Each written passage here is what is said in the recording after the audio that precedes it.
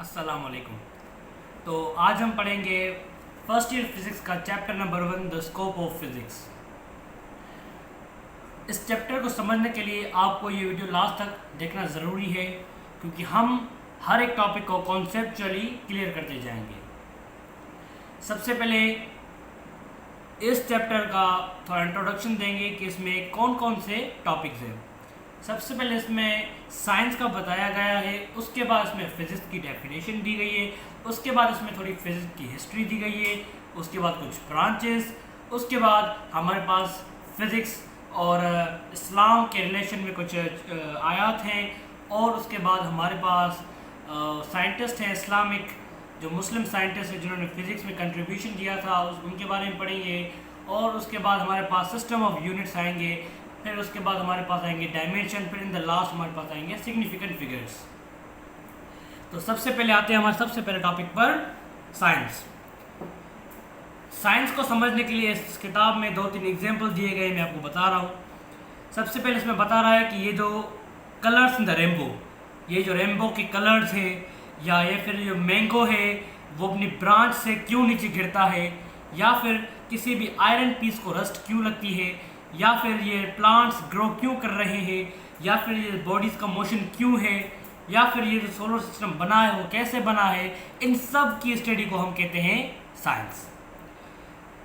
हमने कई बार साइंस की डेफिनेशन पढ़ी है जनरली, जो कि है science is knowledge based on observations and experiments. तो इस दुनिया में हमने दो टाइप की चीज़ें देखी है, एक लिविंग देखी है और एक नॉन लिविंग देखी है। तो इसी हिसाब से ही साइंस को भी 2 चीज़ों में डिवाइड किया गया है, एक लिविंग वाली और दूसरी नॉन लिविंग कैटेगरी में। साइंस को 2 चीज़ों में डिवाइड किया गया है, एक होती है लिविंग वाली कैटेगरी, दूसरी होती है नॉन लिविंग वाली।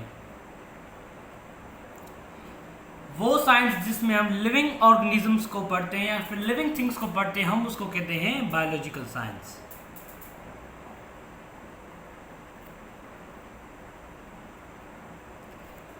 इसी को नेचुरल साइंस भी कहते हैं, जिसमें हम लिविंग ऑर्गेनिज्म के बारे में पढ़ते हैं।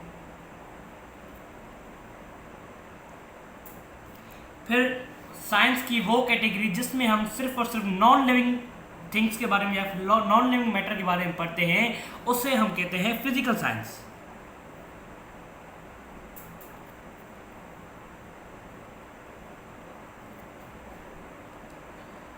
तो बायोलॉजिकल साइंस में हम लिविंग के बारे में पढ़ते हैं और फिजिकल साइंस में हम नॉन लिविंग के बारे में पढ़ते हैं। तो इस बायोलॉजिकल साइंस में हमारे पास सब्जेक्ट्स आते हैं, एक होता है बायोलॉजी हम जो पढ़ते हैं, उसके बाद इसी में ही बॉटनी जरूरत जा जाती है, और फिजिकल साइंस में हमारे पास जो सब्जेक्ट आते हैं वो होते हैं फिजिक्स, केमिस्ट्री, मैथमेटिक्स एक्सेट्रा। इसके अलावा भी जो है वो सारे नॉन लिविंग में आते हैं, क्योंकि ये सारे जो सब्जेक्ट्स में हम सिर्फ और सिर्फ नॉन लिविंग मैटर के बारे में पढ़ते हैं। तो हम आते हैं अभी फिजिक्स की डेफिनेशन के ऊपर। फिजिक्स क्या है? तो इस वाले सारे टॉपिक में हमने ये पढ़ा कि physics is a branch of physical science. Physics is a branch of physical science that deals with the study of matter and energy. That deals with the study of matter and energy and interaction between them. तो physics क्या है? ये एक physical science की branch है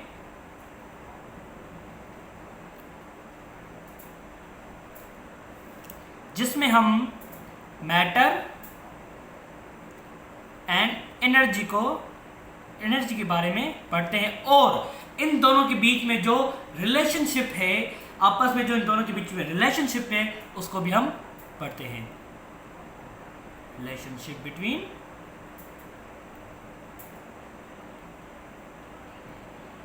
energy and matter. तो ये हो गई हमारी फिजिक्स की डेफिनेशन।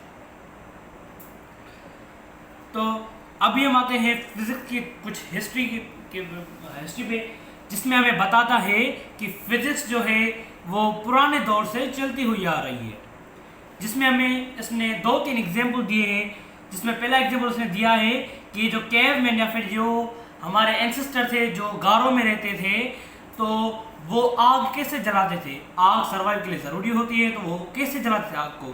तो वो क्या करते थे कि वो दो पत्थर लेते थे, उनको रगड़ते थे, उनके रगड़ने से आग जलती थी।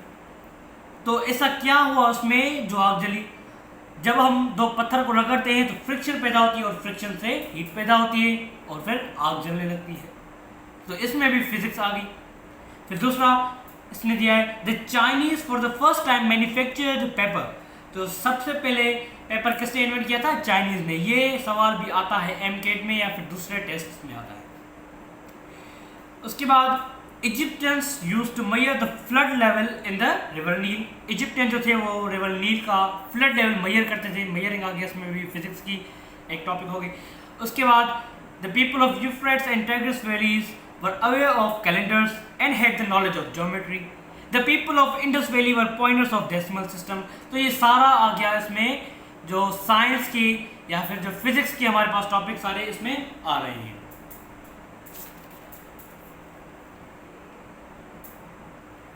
तो अभी हम आते हैं हमारे नेक्स्ट टॉपिक पर, जिसमें हमें फिजिक्स के पीरियड्स के बारे में बताएगा।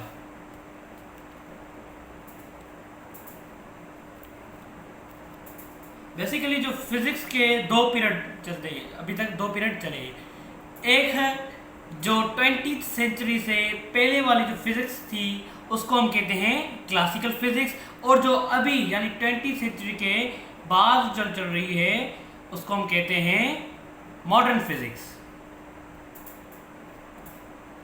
सॉरी 20 नहीं बल्कि 19th सेंचुरी से जो बिफोर 19th सेंचुरी से जो पहली वाली फिजिक्स थी उसे हम कहते हैं क्लासिकल फिजिक्स।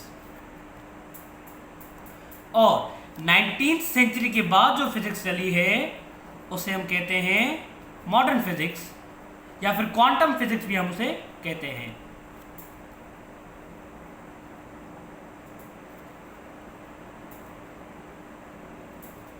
इसे कोई हम क्वांटम फिजिक्स भी कहते हैं। क्लासिकल फिजिक्स में जो मेन वर्क किस साइंटिस्ट का था वो था न्यूटन। क्लासिकल फिजिक्स में न्यूटन का बड़ा कंट्रीब्यूशन था और बहुत सारे दूसरे भी साइंटिस्ट हैं जिसका इस क्लासिकल फिजिक्स में भी कंट्रीब्यूशन था। अभी जो मॉडर्न फिजिक्स है उसमें आइंस्टाइन का कंट्रीब्यूशन है ज़्यादा। तो ये है फिजिक्स के दो पीरियड। जो 19th सेंचुरी से पहले जो पीरियड चलता आ रहा था उसे हम क्लासिकल फिजिक्स कह रहे थे, और अभी 19th सेंचुरी के बाद जो चला था उसे हम मॉडर्न फिजिक्स कहते हैं। अभी जो चल रहा है वो सारा मॉडर्न फिजिक्स चल रही है। और क्लासिकल फिजिक्स के दौर में कौन सा साइंटिस्ट था जिसने बड़ा कंट्रीब्यूशन दिया था? वो था न्यूटन। उसके लास्ट से बहुत सारे लास्ट न्यूटन के।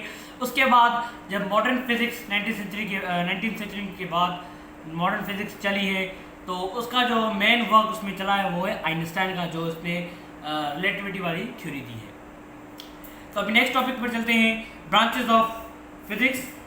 हमारे बुक में तकरीबन 7 ब्रांचेस दी गई है। एक particle physics, nuclear physics, molecular atomic physics, plasma physics, astrophysics, medical physics, solid state physics.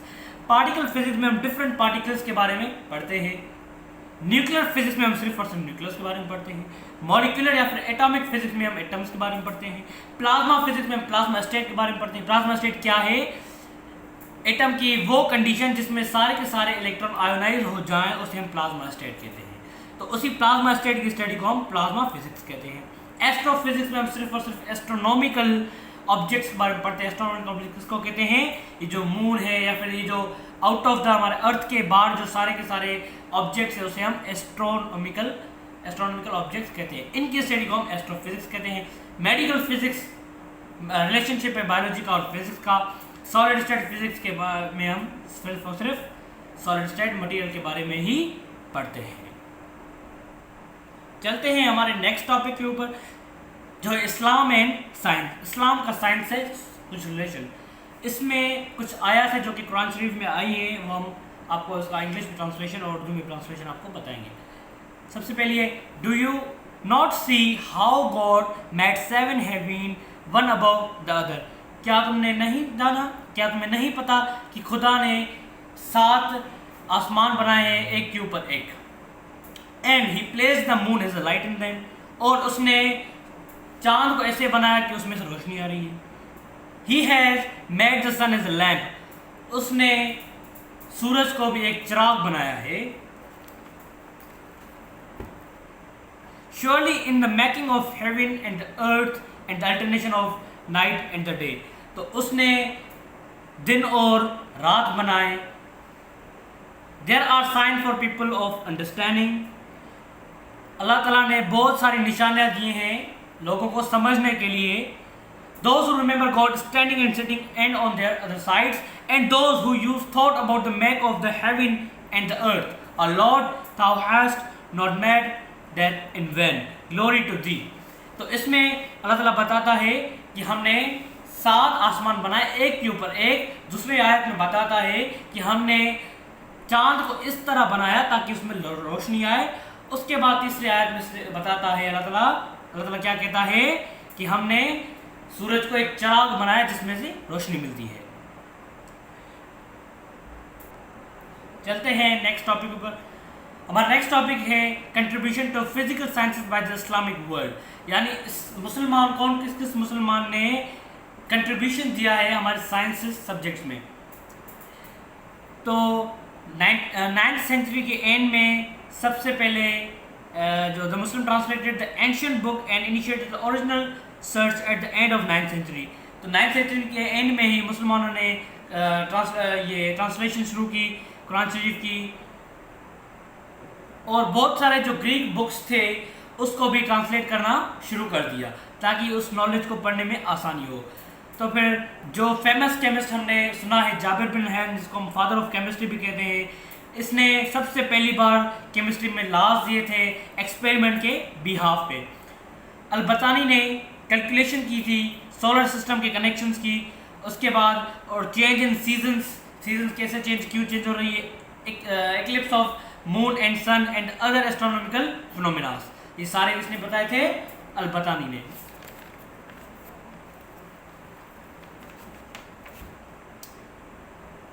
उसके बाद आता है अल-ख्वारिज़मी।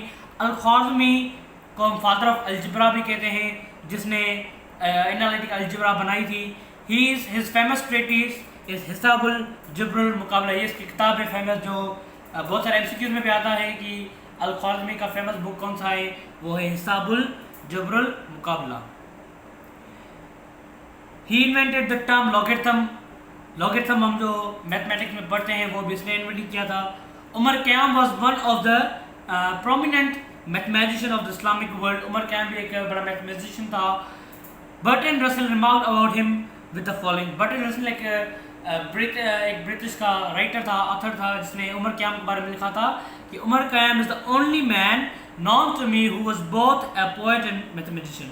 उसने क्या लिखा है कि उमर क़याम एक ऐसा वाहिद बंदा है जो जिसको मैं जानता हूँ कि वो एक पोएट भी है और एक मैथमेटिशियन भी है। इब्न अल-हैतम का भी आपने सुना होगा, जिसने पिन होल कैमरा इन्वेंट की थी।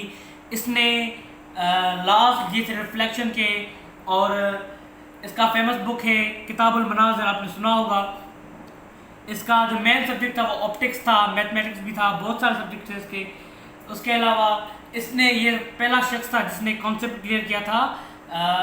उस वक्त में 2 कॉन्सेप्ट चल रहे थे। एक कॉन्सेप्ट ये था कि सबसे पहले जो लाइट है हमारी आंखों में लगती है, उसके बाद फिर उस ऑब्जेक्ट लगती है, फिर हमें नज़र आता है वो ऑब्जेक्ट। लेकिन इब्न अल-हैतम ने कहा ये कॉन्सेप्ट गलत है। उसने क्या कहा, उसने कहा कि सबसे पहले लाइट ऑब्जेक्ट को लगती है, फिर रिफ्लेक्ट होकर हमारे आंखों में लगती है, फिर हमें वो ऑब्जेक्ट नज़र आता है।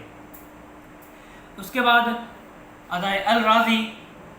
वो एक बड़ा फिजिशियन था।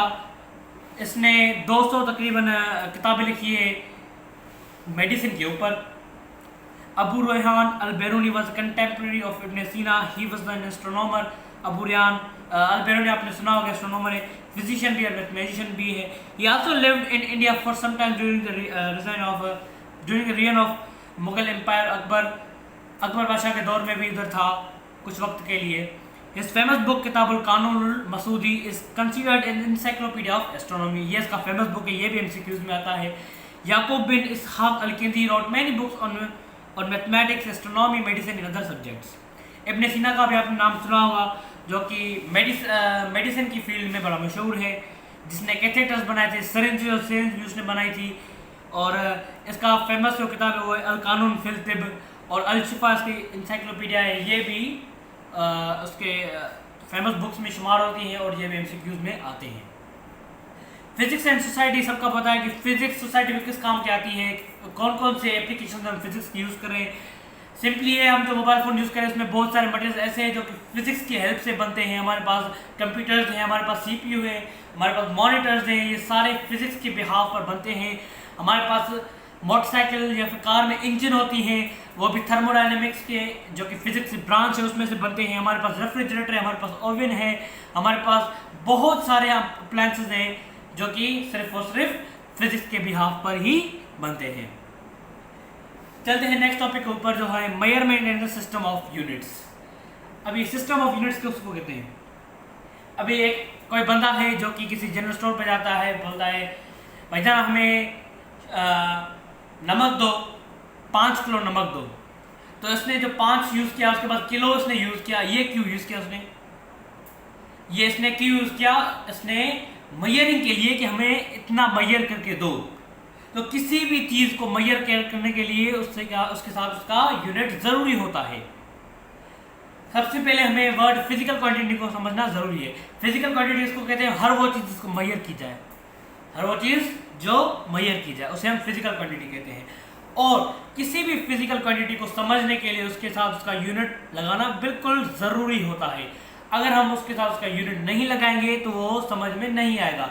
जैसे अब मैं किसी जनरल स्टोर पे जाऊँ, मैं कहूँ भाईजान मुझे 5 दे, वो बोलेगा 5 क्या दूँ, कुछ यूनिट बताओ। तो हम कहेंगे यार 500 ग्राम दो या फिर 5 किलो दो, इस हिसाब से। तो सिस्टम ऑफ यूनिट्स क्या है? ये जो यूनिट्स बनाते हैं हम सारे यूनिट्स जिसमें फंडामेंटल और ड्राइव्ड क्वांटिटीज आ जाती है उसको हम सिस्टम ऑफ यूनिट्स कहते हैं। फंडामेंटल और ड्राइव्ड क्वांटिटी ये क्या है? फंडामेंटल क्वांटिटी जैसे इंग्लिश के अल्फाबेट ABC फंडामेंटल है, जिसमें से कोई भी और चीज़ जिसको फर्दर डिवाइड नहीं किया जा सकता।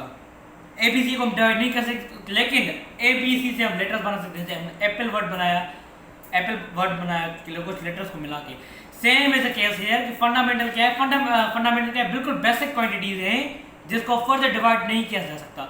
इसी फंडामेंटल क्वांटिटीज को मिला के हम ड्राइव्ड क्वांटिटी बनाते हैं। जैसे हम अल्फाबेट्स को मिला के एक वर्ड बना रहे थे। तो दुनिया में अब तक तकरीबन 4 सिस्टम चलते आ रहे हैं। सबसे पहला जो सिस्टम था वो हमारे पास था CGS सिस्टम।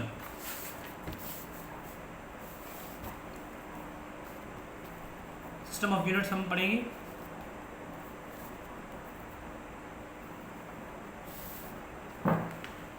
सबसे पहला जो हमारे पास सिस्टम आया था वो था CGS सिस्टम। C जो था वो सेंटीमीटर का शॉर्ट फॉर्म था, G gram, S for second. तो सेंटीमीटर, तो ये तीनों क्या हैं? ये तीनों हैं फंडामेंटल यूनिट।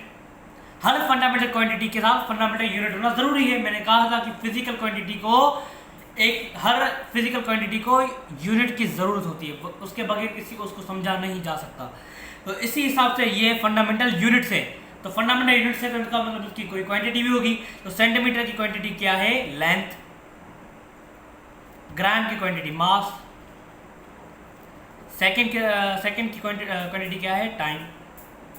लेंथ, मास, टाइम। ये क्या है? ये फंडामेंटल क्वांटिटीज है। फंडामेंटल क्वांटिटीज को ये फंडामेंटल यूनिट्स में कन्वर्ट किया क्या कि लेंथ की सेंटीमीटर था इसने रखा है, और मास का इसने ग्राम रखा है, और टाइम का इसने सेकंड रखा है। फिर हमारे पास जो नेक्स्ट सिस्टम आया है वो है FPS सिस्टम, जिसको हम ब्रिटिश इंजीनियरिंग सिस्टम भी कहते हैं।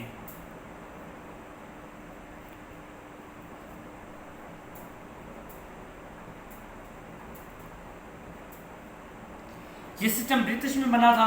FPS का फुल फॉर्म क्या है? F का फुल फॉर्म है फुट, P का फुल फॉर्म है पाउंड, S का फुल फॉर्म है सेकेंड। तो ये तीनों तो हुई फिजिकल फंडामेंटल यूनिट हुई। ये हुई फंडामेंटल, उनकी फंडामेंटल क्वांटिटी क्या है? फुट की जो फंडामेंटल क्वांटिटी वो है लेंथ, पाउंड की फंडामेंटल क्वांटिटी फोर्स है, और सेकंड की फंडामेंटल क्वांटिटी क्या है, टाइम। तो ये तीनों हुई फंडामेंटल क्वांटिटी। और अब हमारे पास एक सवाल आता है कि इसमें मास कहाँ गया, मास नहीं है। तो एफपीएस सिस्टम में मास जो है ना, तो वो एक ड्राइव्ड क्वांटिटी है, फंडामेंटल क्वांटिटी नहीं है, ये ड्राइव्ड क्वांटिटी है। ये फोर्स है ना, फोर्स से ही मास बनता है। इसमें जो मास है वो ड्राइव्ड क्वांटिटी से फोर्स की ड्राइव्ड क्वांटिटी है इसमें, इस सिस्टम में, एफपीएस सिस्टम। और सीजीएस सिस्टम तो आपका ख़त्म हो गया था। अभी एफपीएस सिस्टम जो है, जो थोड़ा बहुत अभी ब्रिटिश सिस्टम में चलता है। उसके बाद जो आया था वो था MKS system, MKS system, M for metre, K for kilogram, S for second. तो ये तीनों तो हुई फंडामेंटल यूनिट। मीटर की फंडामेंटल क्वांटिटी क्या है, लेंथ। किलोग्राम की फंडामेंटल क्वांटिटी क्या है, मास। और सेकंड की फंडामेंटल क्वांटिटी क्या है, टाइम की फंडामेंटल क्वांटिटी। उसके बाद एक लास्ट सिस्टम दिया गया था जो कि अभी भी चल रहा है। वो क्या हो, उसका मैं बता रहा हूँ आपको कि 1960 में पेरिस में कॉन्फ्रेंस हुई थी जिसमें बहुत सारे साइंटिस्ट ने शिरकत की थी। उसमें एक नया सिस्टम बनाया गया था। इसी एमकेएस सिस्टम को ही उन्होंने थोड़ा मॉडिफाई करके एक नया सिस्टम बनाया जिसको हम कहते हैं SI system, system D international. French language में इसको कहते हैं सिस्टम डी इंटरनेशनल। और एसआई का फुल फॉर्म क्या है, सिस्टम इंटरनेशनल। इस एसआई सिस्टम को इसी एमकेएस सिस्टम से ही एमकेएस सिस्टम से ही मॉडिफाई करके बनाया गया है। तो एफपीएस सिस्टम में भी कितने थे, 3 फंडामेंटल क्वांटिटीज थी। फंडामेंटल क्वांटिटी तो यूनिट में 3 हुए। और सीजीएस सिस्टम में 3 थी और एफपीएस सिस्टम में कितनी है, सीजीएस में 3 थी, एफपीएस में भी 3 है, एमकेएस में भी 3 है। लेकिन एसआई सिस्टम में हमारे पास है 7 फंडामेंटल क्वांटिटीज, 7 फंडामेंटल क्वांटिटी। क्योंकि ये चीज़ से मॉडिफाई किया तो 3 तो यही हुई। उसमें एक होती है फंडामेंटल क्वांटिटी यानी length, mass, time, temperature, amount of substance, electric current. उसके बाद जो लास्ट वाली क्वांटिटी है ल्यूमिनस इंटेंसिटी, जिसको हम लाइट इंटेंसिटी भी कहते हैं। ये हुई 7, 5, 6, 7। ये 7 के 7 क्वांटिटी एसआई सिस्टम है। ये तीनों आप देख सकते हैं कि ये तीनों जो हैं वो इसी से ही लिए गए हैं। ये तीनों आ गए हमारे पास। तो ये तो फंडामेंटल क्वांटिटीज है। तो फंडामेंटल के यूनिट्स कहाँ हैं, लेंथ का फंडामेंटल यूनिट है किलोग्राम। और लेंथ का तो मीटर हुआ, लेंथ का मीटर होगा, मास का किलोग्राम होगा, टाइम का सेकंड, टेम्परेचर का होगा केल्विन, अमाउंट ऑफ सब्सटेंस का हुआ मोल, इलेक्ट्रिक करंट का हुआ एम्पियर, ल्यूमिनस इंटेंसिटी का क्या हुआ, कैंडेला। मीटर को हम एम से शो करते हैं, जिसके सिंबल है किलोग्राम, को केजी से शो करते हैं, टाइम को एस से शो करते हैं, और सेकंड को केल्विन को बड़ी के से शो करते हैं, अमाउंट ऑफ सब्सटेंस मोल को हम छोटी एम से शो करते हैं, मोल फुल लिखते हैं हम। उसके अलावा एम्पियर को हम बड़ी ए से शो करते हैं और कैंडेला को हम सी डी से शो करते हैं, सी बड़ी और डी छोटी। तो ये हुए इसके 7 फंडामेंटल क्वांटिटीज और ये 7 फंडामेंटल यूनिट्स। तो यही ऐसा सिस्टम अभी सारे के सारे वर्ल्ड में यही ऐसा सिस्टम चल रहा है। और हम इन सारे 7 के बारे में हम डिटेल में पढ़ेंगे कि ये ऐसे क्यों लिया गया, इसका क्या वैल्यू है, तो ये सारे हम पढ़ेंगे। सबसे पहले आते हैं टाइम के डेफिनेशन पर। टाइम क्या है, फंडामेंटल क्वांटिटी है, इसका फंडामेंटल यूनिट क्या है, सेकंड। अभी सेकंड की डेफिनेशन क्या है, सेकंड किसको कहते हैं? A second is the duration of 9192631770 period of radiation corresponding to the transition between two hyperfine level of ground state of cesium atom. Caesium atom की जब ग्राउंड स्टेट में होता है तो कुछ रेडिएशन देता है, उस रेडिएशन पर्टिकुलर्स में ये वैल्यू दिया गया है, इसी वैल्यू के हिसाब से इस पीरियड में जितनी रेडिएशन दी गई उसी को ही हम 1 सेकंड कहते हैं। ये होगी सेकंड की डेफिनेशन। इलेक्ट्रिक करंट क्या है? इलेक्ट्रिक करंट जब एम्पियर इलेक्ट्रिक करंट, पहले तो इलेक्ट्रिक करंट ये क्या है? फंडामेंटल क्वांटिटी है, इसका यूनिट हुआ एम्पियर। एम्पियर क्या है? Ampere is a current which if maintained in two parallel conductors of infinite length of negligible cross section area and placed 1 meter apart in vacuum would produce between the conductor of force equal to 10 to the power minus 7 Newton per meter of length। तो ampere क्या है? जब ampere जब हम vacuum में किसी भी दो कंडक्टर को 1 मीटर दूर रखेंगे तो उन दोनों के बीच में एक फोर्स पैदा होगा जो जिसका वैल्यू होगा 2 × 10 to the power minus 7। उसको ही हम क्या कहते हैं? ये एम्पियर है, ये 1 एम्पियर है। 2 × 10 to the power minus 7 Newton पर मीटर, ये होगा ये इलेक्ट्रिक करंट का। थर्ड क्वांटिटी है थर्मोडायनेमिक्स, थर्मोडायनेमिक टेम्परेचर, जिसका जो यूनिट है वो है केल्विन। तो triple point of water, kelvin is the unit, thermodynamic temperature is 1/,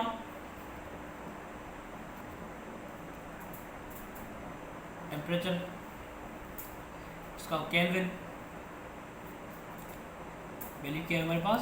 1/273.16 of the thermodynamic temperature of the triple point of water. Triple point of water condition में जो temperature हमारे पास बनता है वो क्या है? 1/273.16, इसी को हम कहते हैं केल्विन। ये हो गई केल्विन की डेफिनेशन। ल्यूमिनस इंटेंसिटी, चौथी क्वांटिटी हो गई ल्यूमिनस इंटेंसिटी, जिसका यूनिट है कैंडेला। तो कैंडेला की डेफिनेशन क्या है कि जब एक ब्लैक बॉडी है, ये हमें पता होना चाहिए कि ब्लैक बॉडी हमेशा रेडिएशंस, बड़ी ताकतवर रेडिएशंस प्रोड्यूस करती है। तो एक ब्लैक बॉडी से 10132.5 मीटर पर स्क्वायर मीटर के हिसाब से इस प्रेशर में जितनी रेडिएशन निकलेंगी उसी को हम कहते हैं कैंडेला। 10132.5 न्यूटन पर स्क्वायर मीटर, इस प्रेशर में जितनी ब्लैक बॉडी रेडिएशन निकालेगी उसे हम कहते हैं कैंडेला। फिर पांचवा आ जाता है हमारे पास अमाउंट ऑफ सब्सटेंस। ये फिजिकल क्वांटिटी है, फिजिकल यूनिट इसका है मोल। मोल की डेफिनेशन हमने केमिस्ट्री में पता नहीं कई बार पढ़ी है कि mole is amount of substance of a system which contains as many elementary entities as there are atoms in 0.012 kilogram of carbon atom. ये हमने पढ़ा है कि कार्बन एटम से कंपेयर करके हमें मोल क्या है? ये कार्बन एटम, कार्बन का आइसोटोप नंबर 12, उस एटम की कंपेरेबल जो मास होगा उसे हम कहेंगे मोल। ये हो गया चौथी क्वांटिटी अमाउंट ऑफ, ये मोल होगी चौथी। 1 2 3 4 ये 5 हो गई। छठी इसमें नहीं लिखी, मैं बता रहा हूँ मास का जो हमारे पास वो 1 किलोग्राम। तो 1960 में जो पेरिस में मीटिंग हुई थी उधर एक सब्सटेंस था जो प्लेटिनम इरिडियम एलॉय का बना हुआ था, प्लेटिनम इरिडियम एलॉय का बना हुआ था। उसका पर्टिकुलर कुछ वेट था उधर, उसी वेट को हम 1 kg कहते हैं, प्लेटिनम इरिडियम एलॉय। उसके बाद अब हम चलते हैं नेक्स्ट टॉपिक ऊपर, जिसका नाम है डायमेंशन। अभी डायमेंशन क्या है? डायमेंशन एक प्रॉपर्टी है जो फिजिकल क्वांटिटी की नेचर को शो करती है। डायमेंशन फिजिकल क्वांटिटी की नेचर को शो करती है। हम आपको डायमेंशन निकालना सिखाएंगे, 2-3 हम फिजिकल क्वांटिटीज के डायमेंशन भी निकाल के दिखाएंगे आपको।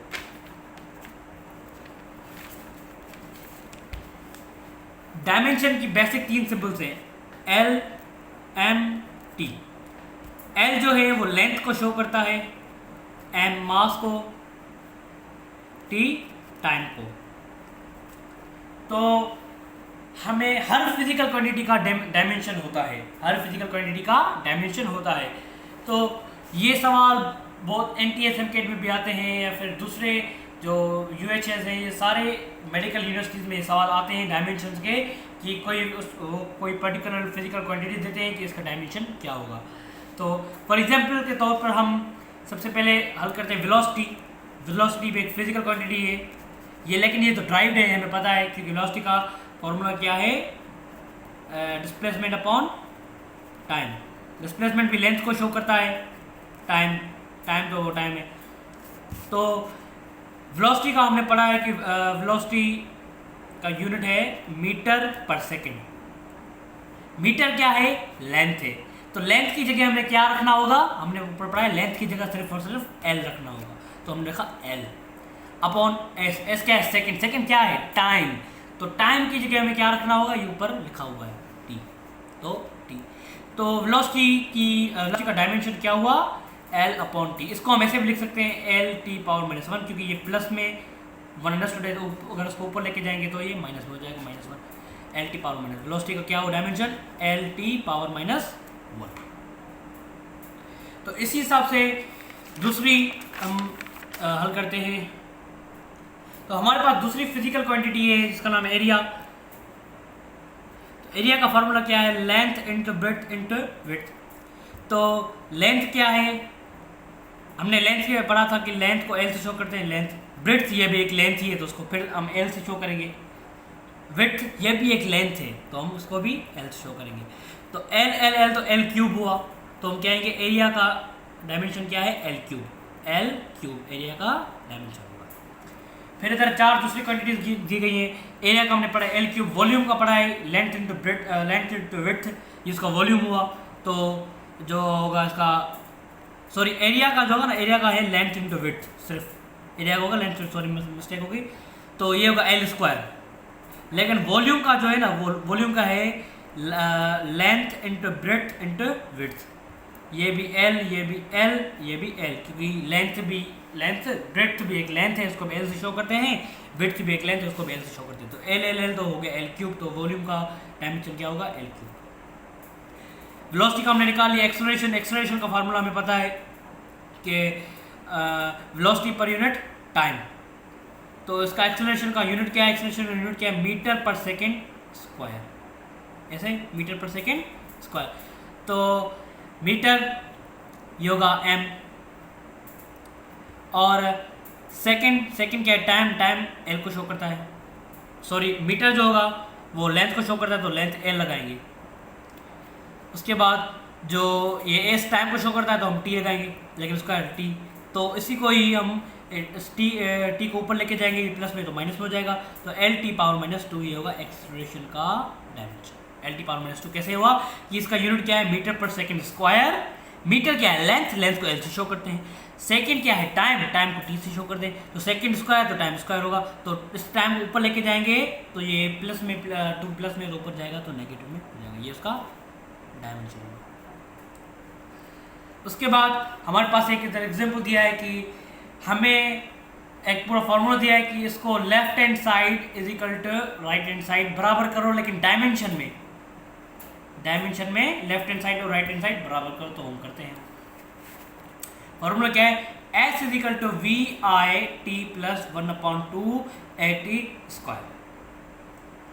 तो सबसे पहले हम देखें, हमें जिधर भी एक नंबर मिले, जैसे ये 1/2 नंबर होगा ना, उसको हम कैंसिल कर देंगे, क्योंकि नंबर एक मैग्नीट्यूड है, नंबर एक वैल्यू है, तो वैल्यू का डायमेंशन से कोई लेना देना नहीं है, तो उसको हम खत्म कर देंगे। तो बचा क्या, s is equal v i t plus a t square. S क्या है, ये है लेंथ, डिस्टेंस में शो करता है, तो एल लगाएंगे इधर।